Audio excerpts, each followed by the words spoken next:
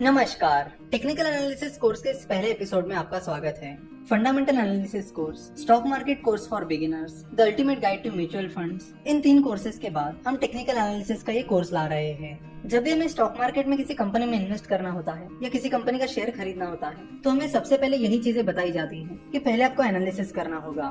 फिर हमारे दिमाग में अगला सवाल ये आता है कि एनालिसिस कैसे किया जाता है, कौन कौन से टाइप्स के एनालिसिस होते हैं और किन सिचुएशंस के लिए कौन सा एनालिसिस हमें करना चाहिए। तो आपको बता दूं कि बेसिकली 2 तरह के एनालिसिस होते हैं, टेक्निकल एनालिसिस और फंडामेंटल एनालिसिस।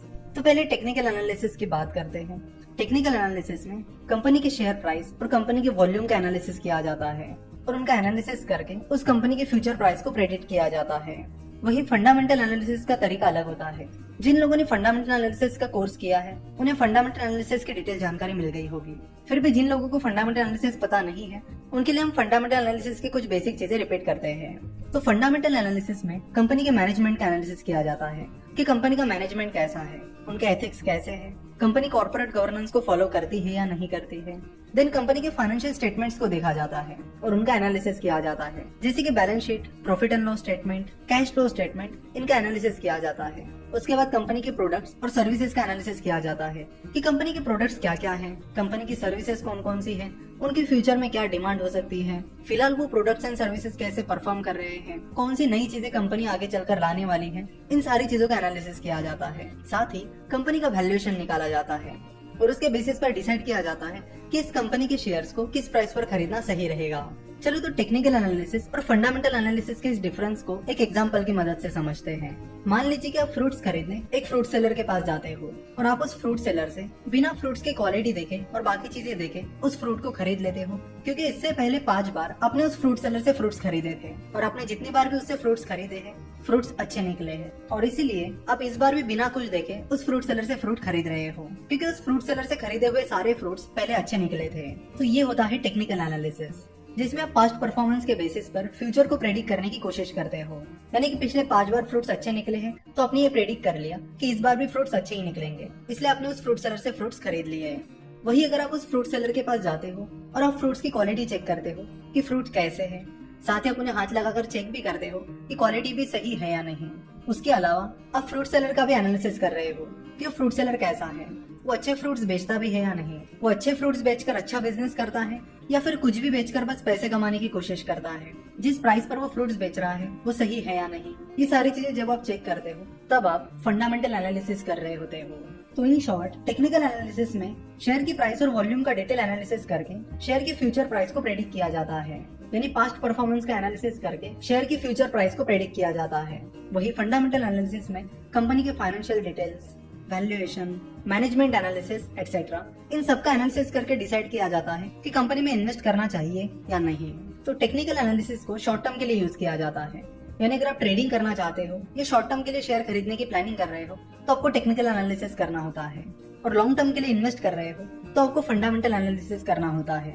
जाने माने इन्वेस्टर मिस्टर वॉरेन बफेट के मेंटर बेन ग्राहम कहते हैं कि stock market is like a voting machine in the short run and it is like a weighing machine in the long run. यानी वो कहते हैं कि स्टॉक मार्केट शॉर्ट टर्म में वोटिंग मशीन की तरह है, जहाँ पर बहुत सारी वोलेटिलिटी होती है, बहुत ज्यादा अनसर्टेनिटी होती है। वही लॉन्ग रन में स्टॉक मार्केट एक वेइंग मशीन की तरह काम करता है, जहाँ पर कंपनी की जो एक्चुअल वैल्यू है वो आपको लॉन्ग टर्म में दिखने मिलती है।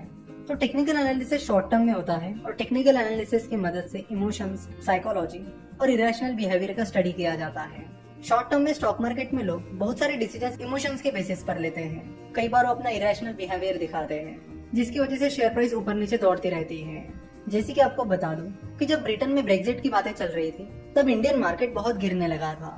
अगर आप देखोगे तो ज्यादातर इंडियन कंपनीज का ब्रेक्जिट से डायरेक्टली और इनडायरेक्टली कोई लेना देना नहीं था। उसके बाद भी ब्रेक्जिट की न्यूज आते ही स्टॉक मार्केट गिरने लगा था, लगभग सारी कंपनीज के शेयर प्राइसेस गिरने लगी थी। तो शॉर्ट टर्म में ये जो चीजें होती है वो लोगों के इमोशंस की वजह से और लोगों के इरेशनल बिहेवियर की वजह से होती है।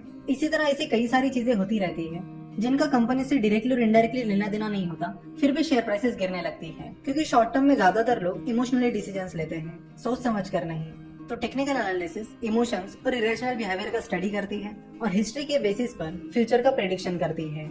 चलो तो टेक्निकल एनालिसिस को कुछ और एग्जांपल्स की मदद से समझते हैं। कई बार यूनिवर्सिटी एग्जाम्स में या कॉलेज एग्जाम्स में बहुत सारे स्टूडेंट्स पहले पिछले क्वेश्चन पेपर्स का एनालिसिस करते हैं कि कौन कौन से क्वेश्चंस रिपीट हुए हैं, और जो क्वेश्चंस पिछले 3-4 सालों से लगातार रिपीट हो रहे हैं वो उन पर ज्यादा फोकस करते हैं। वो सोचते हैं कि ये कुछ स्पेसिफिक क्वेश्चंस पिछले 3-4 सालों से लगातार आ रहे हैं, इसलिए ये क्वेश्चंस इस बार भी जरूर आएंगे। तो उन्होंने ये जो प्रेडिक्शन किया है कि ये क्वेश्चन इस बार आएंगे, ये टेक्निकल एनालिसिस के बेसिस पे किया है।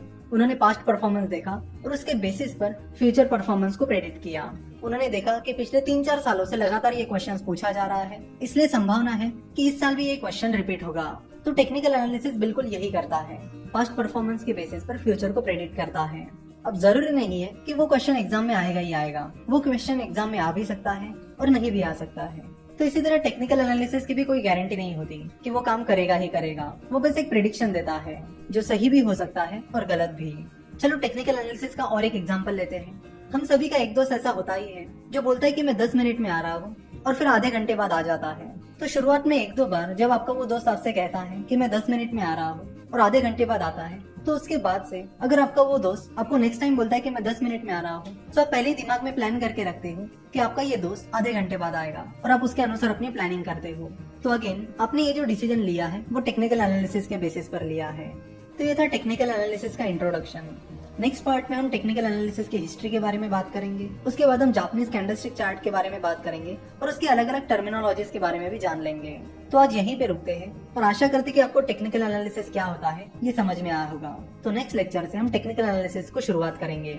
स्टॉक मार्केट, म्यूचुअल फंड और फाइनेंस के बारे में और जानकारी के लिए आप हमारी वेबसाइट www.finnovations.com विजिट कर सकते हो। आप हमें इंस्टाग्राम पर भी जरूर फॉलो करिए, वहाँ पर हम कई सारे इंटरेस्टिंग ग्राफिक्स और इमेजेस अपलोड करते रहते हैं। हमसे जुड़े रहने के लिए आपका बहुत बहुत धन्यवाद।